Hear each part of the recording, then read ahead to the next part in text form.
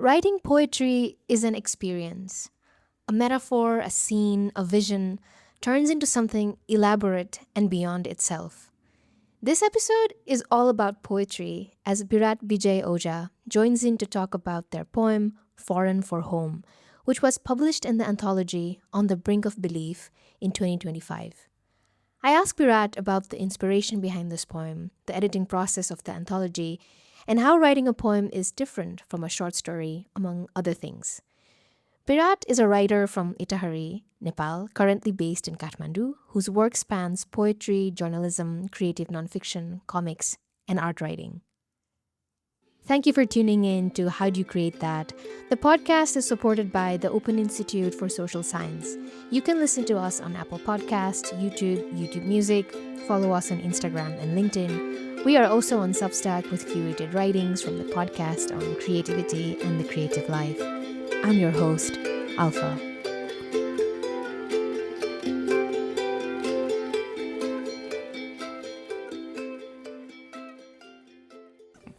Hi, Virat.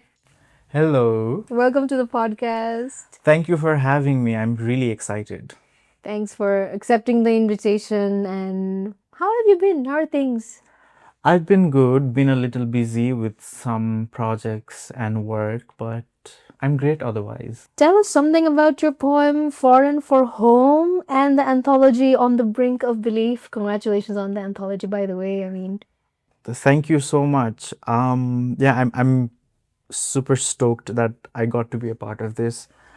About my poem, so I think when I wrote the poem, it was inspired from these lines from another poem of this Nigerian writer. I think I came across this line on a random day, and it really struck a chord with me. Would you like to read the lines? It also shows up in the poem, right? Yes, I can. The title is Foreign for Home. So here you are, to foreign for home, to foreign for here, never enough for both. So that's the line by the Nigerian poet Yeah, Ijeoma. Hopefully Uh, that's... I hope I didn't. Yeah, we didn't hopefully we butcher her. pronounced it Yeah. correctly. So when I saw those lines, I was super moved by it. I was really moved, and I thought I think it really struck a chord with me at that time, with whatever I was dealing with, with my own idea form, and I was like, yeah, maybe I can develop something from this. I was inspired from that poem, and that's how it came to be. And about the anthology, so it's through this flagship program of the Queer Muslim Project, the Queer Writers Room, and for the second edition, I was one of the writers selected for their writers retreat that happened in 2024 in Colombo. And this anthology basically has the work that was, I don't know, developed or produced or reworked during the retreat. And they also, I think, incorporated the work from previous the writers room, and now it's an anthology of South Asian queer writing. And I'm really grateful that I got to be a part of this. And it's published by Penguin. I know, that's right. Wonderful. Wonderful to see, stories from Nepal also make it to the world stage in anthologies like this. Going back to the idea of home, which also shows up in your poem, and I also know you've been, exploring the idea of home. We first met during the Nafi Arts residency. And I remember during the exhibition week, you had pasted a line in your section of the exhibition wall that was there, and I don't remember the exact quote, but there was something like, home is the first place you run away from. And I was just wondering, what do you think of the idea of home currently, or how has it evolved for you over these years? I think my relationship with the idea of home has definitely evolved. Maybe in earlier, like when I first started interrogating with the idea, I think it was more, it came through spite and resentment, I guess, or grief, or a lot of emotions that are that has like negative connotations. I'm doing air quotes. Um, but I think over the time I interrogated with the idea so much that now I think it has evolved into something like home may not be what you wanted or thought of when you were, I don't know. When I was younger, home was, I don't know, what I thought of home was different, and what I think of it now is also different. I think on that line during the Dafe residency that you are talking about, I think it was along the line of home is the first place you run away from. Yeah, something like that. Yeah, something like that. I mean, I didn't run away from home. I moved, but running away sounds more poetic. I think for me, the idea of home has definitely evolved over the years of my writing.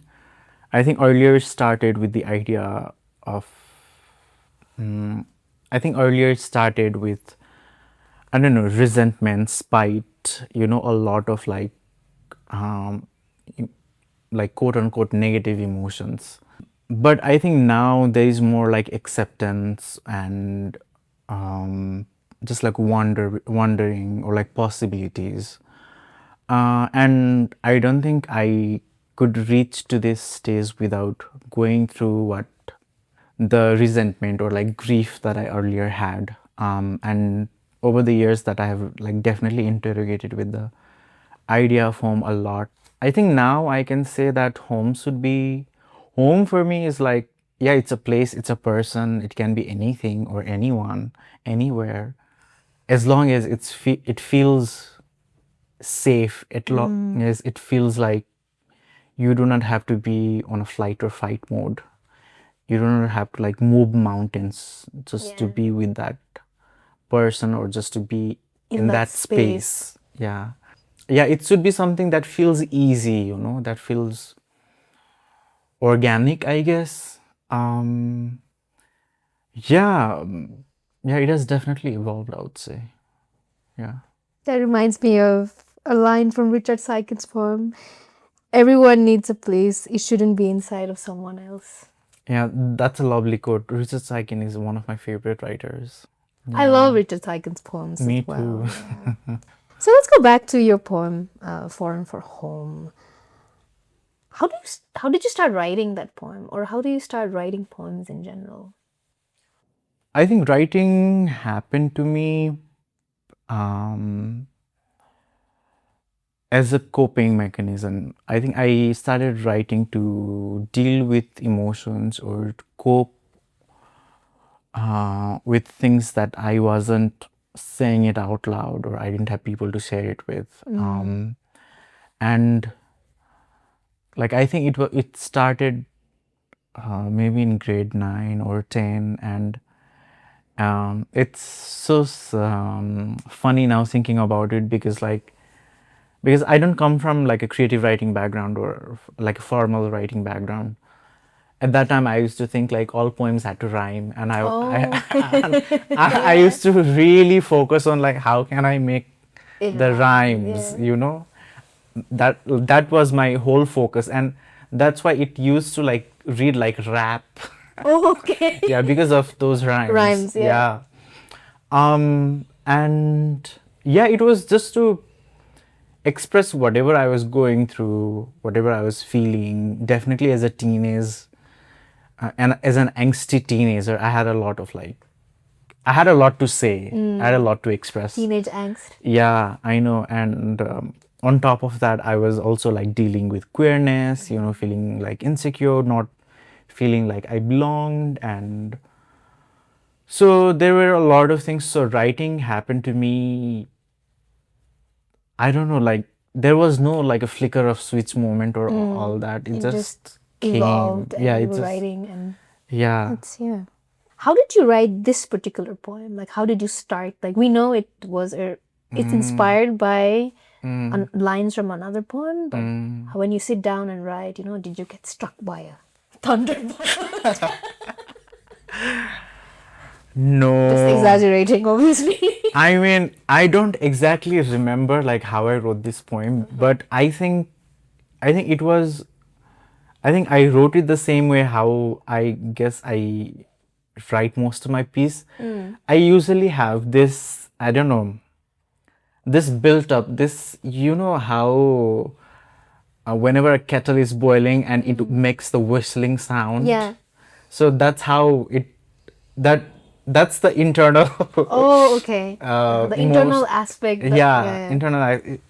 Like there's an urgency that comes to me whenever before writing something. There is that, like there is an idea, maybe something happens. I see something, or and then it, like there is this urgency that arises like a whistling kettle that, and I just sit down and I have to write because I don't know how else to like deal with that. um yeah, so I think for this, definitely, because if you read the poem, I think you can sense how it's like super raw. It's like Yeah. it's not like very edited. So, and also I think um, there is no, I didn't think of like, okay, what metaphors or similes or devices I'm going to use or all that, because again, like, to reiterate, I don't come from a formal writing background, and it's like a lot of these poetic devices I only actually learned during the queer writers room retreat. Okay. That was like my first like structured this Learning about writing in a yeah, formal, yeah, not necessarily formal, but yeah, in a structured way. Yeah. because there were people who were like published writers, and they were giving us this guided writing like exercises and all that, and there were a lot of these poetic devices. We were writing sonnets, Oh. we were writing, there were other forms that I forgot, but that kind of was also liberating in its own way, because I was introduced to this all these formats Yeah. that I could work on, I could like incorporate. But this poem happened way before that. So I don't know, I just sat down and I just wrote whatever I could vomit, and voila. The poem is there. I have a favorite line in the poem. PS5. Yeah, you remember which page it is, obviously. It's here. My favorite line from Far and From Home by Birat is, it comes almost at the end of the poem, and it's, I hope I'm remembered with complete soulful stories. Oh wow, that's what I wrote. Yeah, you did. I hope I'm I hope I'm remembered with complete soulful stories. Yeah. The reason I really like that poem was, there's this, I think we all have had this desire to be remembered in a Yeah, way, of like, of course. course. Yeah. And that just like, that's my favorite from that, the others as well, but I think I will just pick that one because, it just, the speaker of the poem just, so raw, like you said, so raw and honest that, oh, I want to be remembered, I want to be loved, no Yeah. filter. And I think that's what I really, really enjoyed. That's what Uh, really touched my heart. Yeah.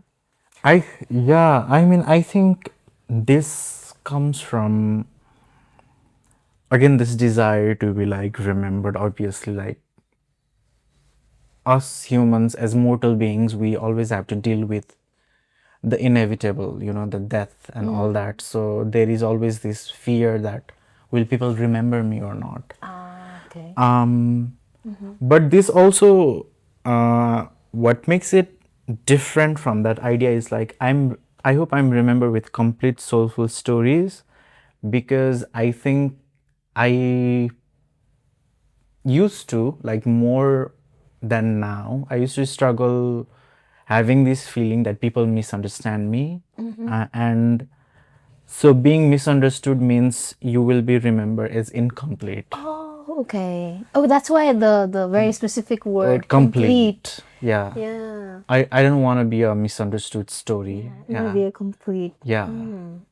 Like you will remember how I want to be remembered is like my version, like Ah, okay. not like, I don't know, something like somebody else, like cooked up version or something Okay. like that. Like I want to have agency over what I remember with. Okay. How you were remembered? Yeah. Oh, I guess that's how it came there. that's how it came. I really like that.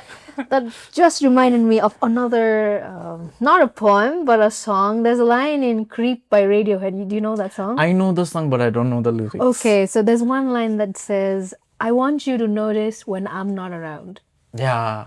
That's Of my favorite line course. from that song, and it kind of relates to that. Like Yeah. it doesn't have to be death necessarily, Yeah, but yeah, yeah. disappearing. Like Absence. the absence. Yeah, it's like we want people to remember us when we're not there, Yeah. and that not there can Absolutely. be can be Yeah. anything. And I think that stirred something in me. That very line.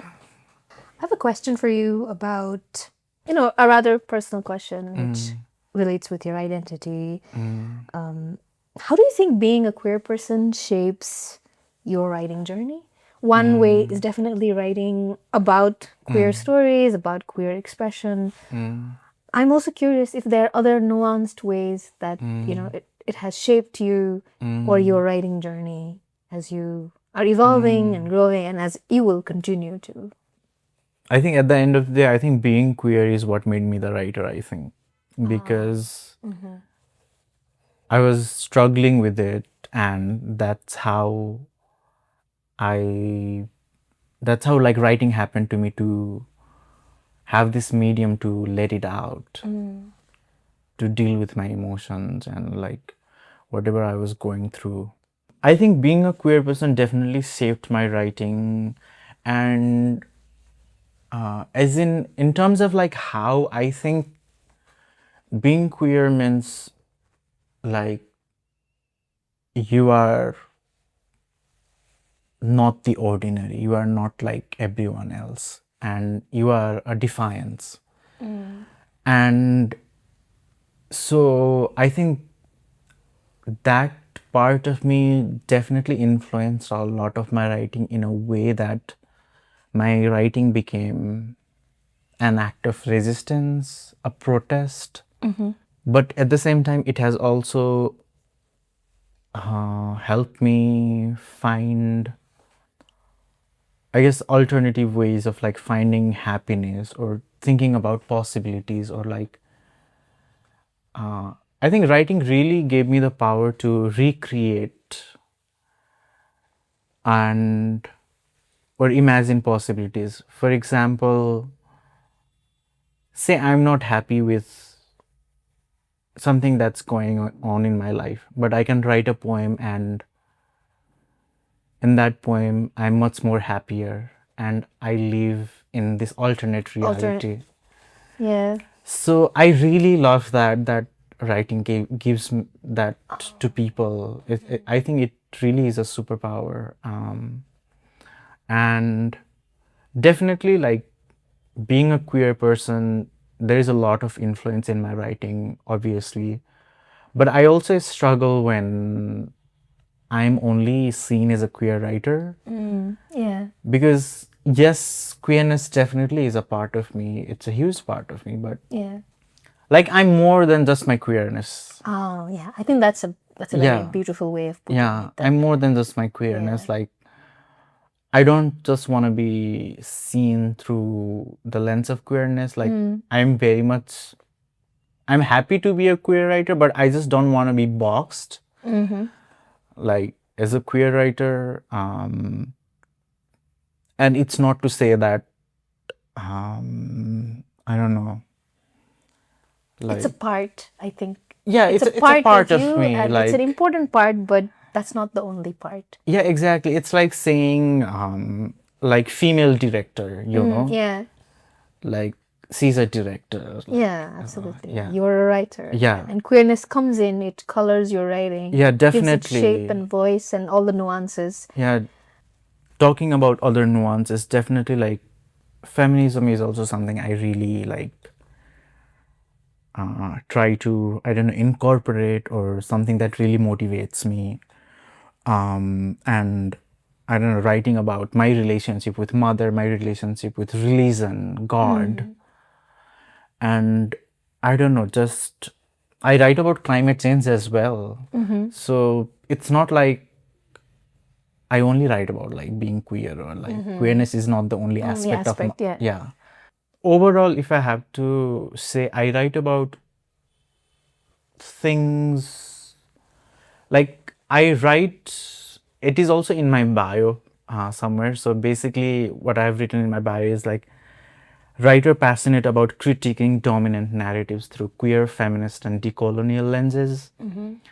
So dominant narratives, like that could be patriarchy, that could be I don't know, upper class, upper caste, and that could also be like um, queer people, like white queerness, you know. So I don't think like just being queer exempts me from like not delving into Other other. aspects, Yeah. absolutely, yeah. We are all complex beings. Yes, And nuances. nuances, yeah. And there's a lot of complexity in what you write and Yeah. what you experience and explore. We've been talking about your writing journey, about your poem.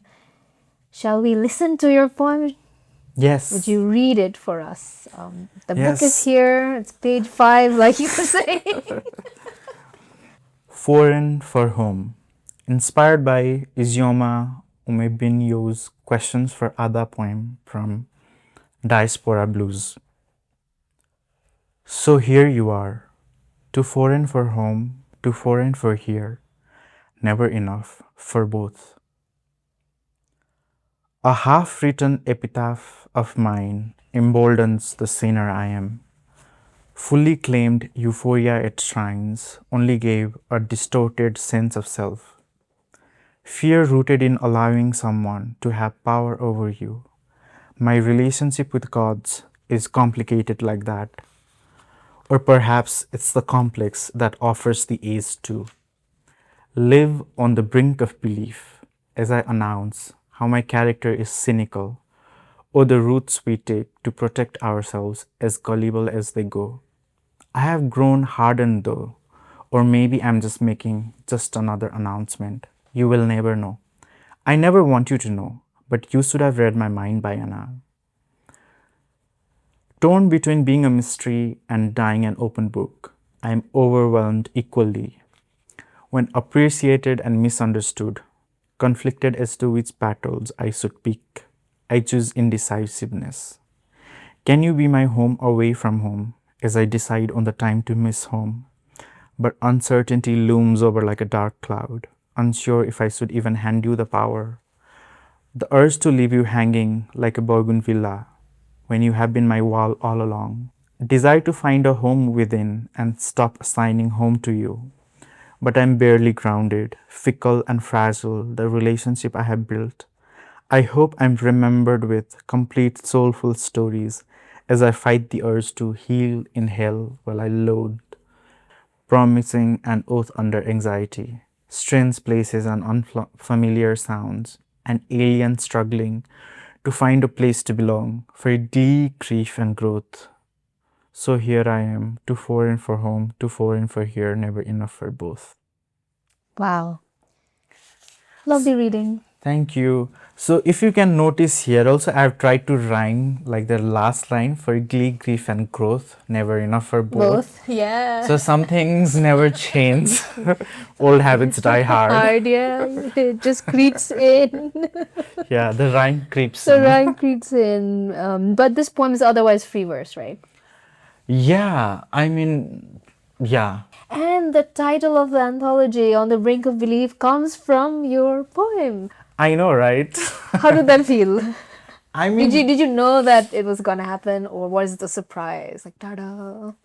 I didn't know.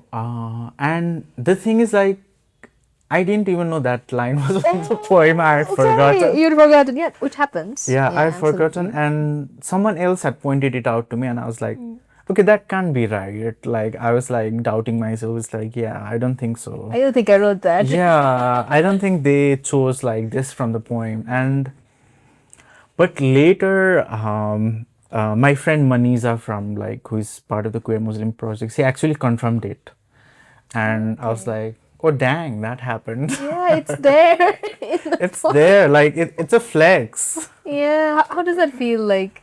Oh, I don't know. It feels like, oh, I made it as a writer. Your words on the cover. Yeah, it feels fabulous. Yeah, Feels fabulous. very affirming, especially as a writer. Yeah. How was the editing process and the publication process like? After we came back from the writers' retreat, I think we had some months of time to work on our like the pieces that we wanted to be developed. So there were some like mentoring sessions online. I think there were a few, and our mentors they gave us feedback on what we had written, and after our work was selected, it also went through the rounds of edits from the Penguin team. I think there were a few rounds of edits, but I don't think they edited much. So the editing process was not like very tedious or anything like that. It was. Not really, but there was time constraints. Yeah. So did you get like some feedback and you had to rework on the poem, or how Um, did that go? Not something drastic. It was very minimal, like maybe few words here and there, but not something that would like totally Yeah. change the essence of the poem. So it was not like they say sometimes writers and editors fight, like, and then editors make, Yeah, there's a saying, kill your darlings, right? yeah, I But then you know. didn't have to kill your darlings. Yeah, thankfully not. Good for you. Yeah, my Interesting. darlings are safe and Your darlings sound. are safe in this particular poem. How does it feel like seeing your work in print in a book form with other, like, there are like other writers there in the anthology? Yeah. I mean, it feels, I mean, first of all, very validating, I think, like to be like published on a Penguin book. And I mean, like print in any work, I think like print is like very, I don't know, it's just lovely. It feels, To be able to touch, right? yeah, See and in your print. work in print. And yeah, it feels very validating, affirming, and it feels amazing. Indeed. And you didn't just write poems, you also wrote a short story in this anthology. Yeah. How was the experience of writing a short story as compared to a poem? I think it's just the medium that are different, but also I think there are a lot of things that are different now that I'm thinking about it.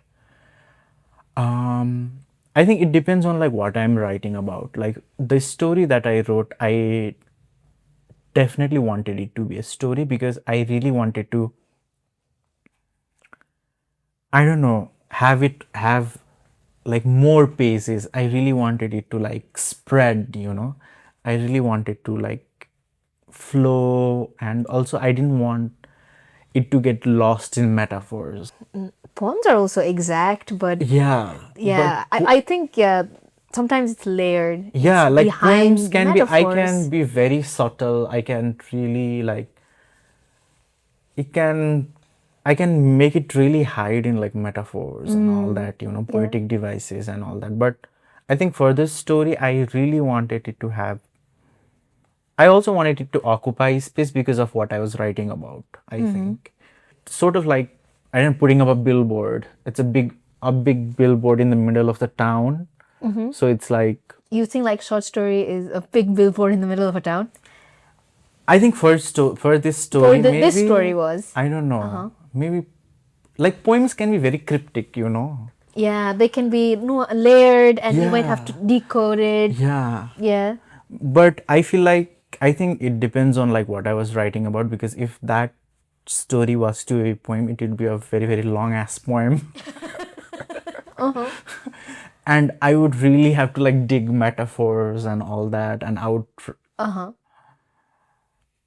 I think it was more simpler, or like, I mean, it's a simple story, like there is no heavy language and all that, and I think I just wanted it to be a A story. story. It just felt Yeah, like yeah, felt like it would be better as a better as a story. story. Yeah. You write poems. My understanding is you started by writing poems and you have a short story. And you also write creative nonfiction and, other nonfiction pieces. How does it like affect you going from one genre to another? Or do you want to stick to a particular form of writing in the future, or like be experiment all over? How does that feel? Because I also started by writing poems and I haven't written poems I in know that feeling. in a Like, very, very, very long time. And I don't know, I don't call myself a poet. I wrote a poem yesterday after such a long time, and it was this like just free writing like things that some friends did, and I just joined because I needed like a designated space for that. But yeah, I think I'm a poet first, but also like poetry is also writing. Yeah, it is. It's like, I don't know, are like all all poets are writer, but not all writers are poet. Oh, Because poetry is like a different writing in it itself, I think. So that's why I always like try to say like I'm a poet and a writer. writer. But I've also like done a lot of writing outside of poetry as well. Like I've done journalism, like creative nonfiction, stories, comic, and I think I'll always jump through mediums and always try to like put myself in whatever I can get my hands on. And I think that is something I think anybody should be open to, like experimenting and trying new things.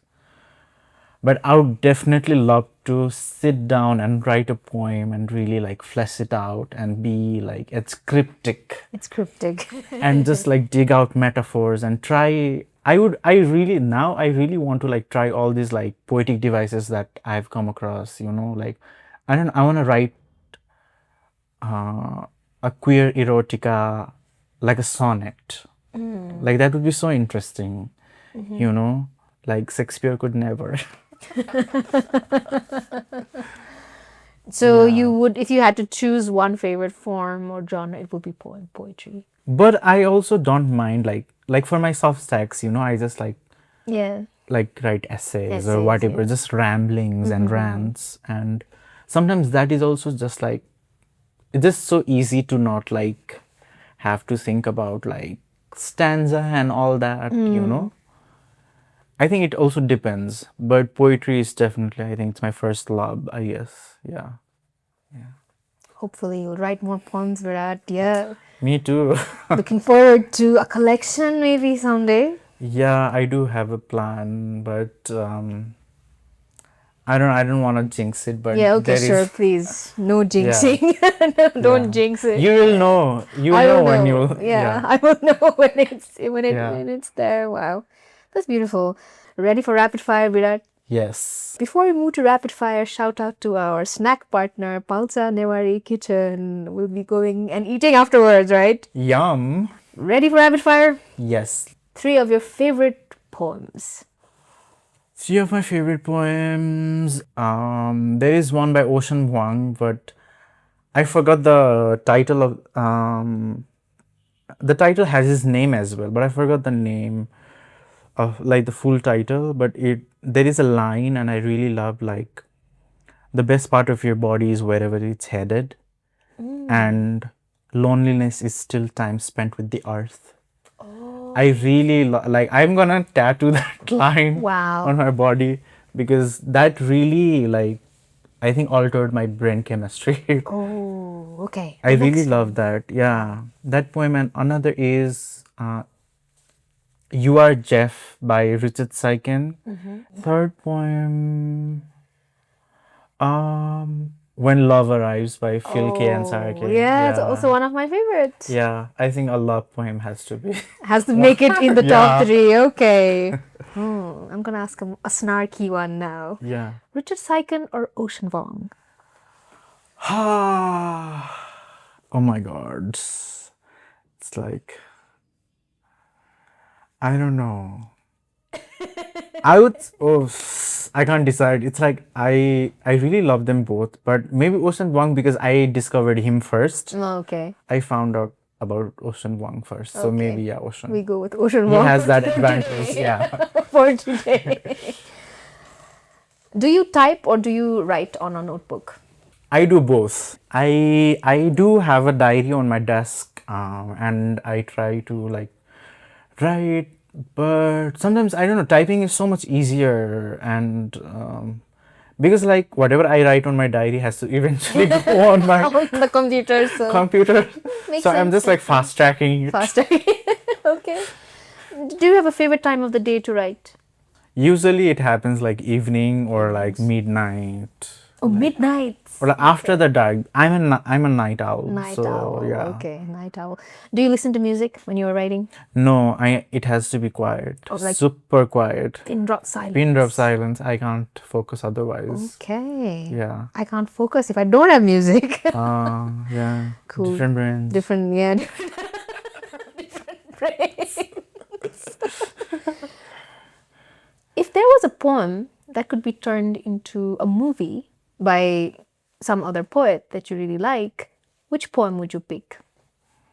Definitely You Are Jeff by Richard Saitong. Oh, okay. Need to go and read it now. Yeah. I've not. Do you have a favorite place to write at? Not really. I mean, like, any place, I think it's more to do with who I'm with. Like, if there's a space and there are like other writers and we are writing together, I think I can write. And I think I like having that sense of community because, like, writing can be a lonely journey, no? Yeah. And I think that just like having another person sit together and just like write Wow. can also be very, I don't know. Very therapeutic. Yeah, very much. Yeah. What do you do if you suffer from a writer's block? I don't write. I just go to sleep.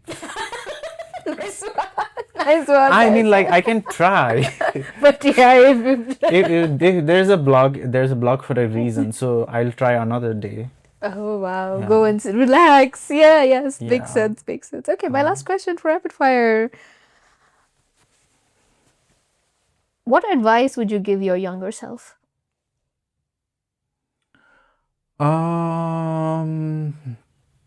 I don't know. Start writing. Oh. Like from much more early age. Okay. So that maybe you will be more finessed, you know? You'll have like a more finesse of a craft Craft. when you're older. Older. And definitely read. Go, like, start reading fiction. Thank you so much, Virat. It was so nice having you here and talking about your poem and your journey.